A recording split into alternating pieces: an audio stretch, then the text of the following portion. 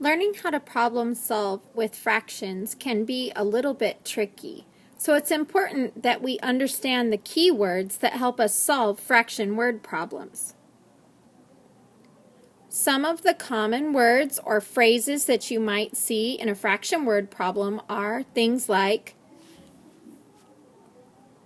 collection of, or set of, or even a question like, what part of the collection is pink?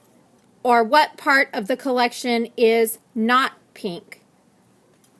There are also two other words that we often see in a fraction word problem, and they are shaded or unshaded. You have to make sure that you pay attention to this, because if you choose the answer that shows the shaded portion and they want the unshaded part, then you've just chosen the wrong answer, even though you understand how to read a fraction. A few more common questions or phrases or words that we often see in a fraction word problem are things like, how many of the blank did blank? And we have to look at the facts in the problem to figure that out. Another common question is, what fraction of the blank are blank and blank? And when we get that, we know that we're going to have to use some addition to solve for this and this before we can write the fraction that solves the problem. Let's look at some example problems. Sarah loves suckers. She bought 3 grape, 2 strawberry, and 2 lemon suckers. What part of her suckers are strawberry and lemon?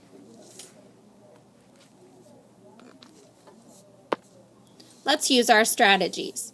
We want to know what part of her suckers are strawberry and lemon. So we know that we need to go and gather up the facts. Now you might be thinking that you don't need to know about the grape suckers, but you're wrong, because she bought 3 grape, 2 strawberry, and 2 lemon suckers. So when we're looking at this problem and we're talking about doing fractions with a collection of items, we have to know how many is in the whole collection. To find that total, we have to add those together. So we know that we have 3 plus 2 plus 2,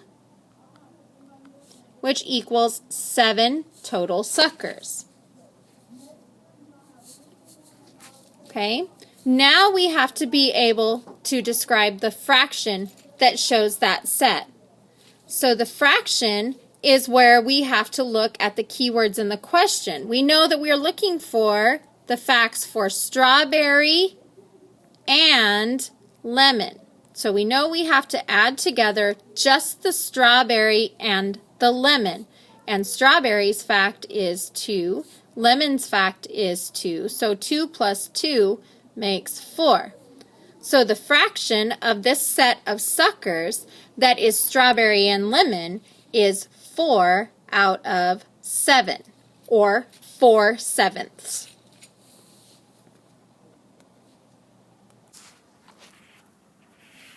Let's look at another example problem. Sean shared 3/8 of his birthday pie with his sister.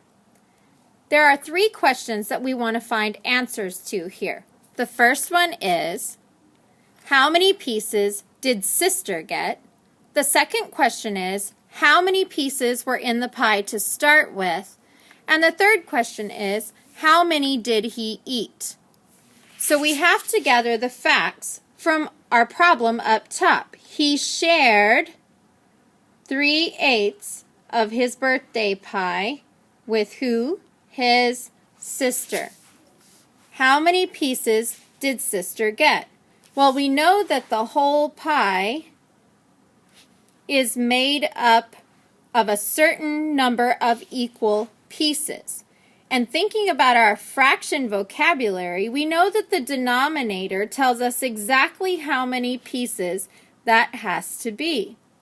So we know that Sean's birthday pie had a total of 8 pieces. This tells us that he shared 3 of those pieces with his sister. So we know that she got 3, or 3 out of 8 pieces. How many pieces were in the pie to start with? Well, that answer is revealed with our denominator. The denominator is 8. The whole pie started as 8. So the answer to this question is how many equal pieces make one whole? And that answer is 8. Now to answer the rest of this question, how many did he eat? We have to look at the unshaded portion of our drawing to figure it out. So looking at this, we can see that there are 1, 2, 3, 4, 5 pieces of the pie left.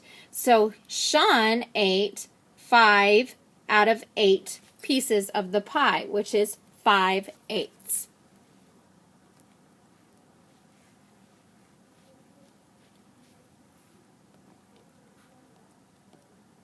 Now it's your turn.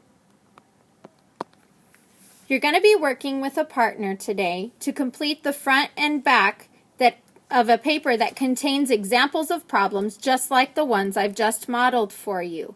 Make sure that you work together, work through your strategies, pay close attention to fraction keywords, and agree on your answers. If you get stumped on something, circle the problem number and raise your hand so Mrs. Brown can come and help you.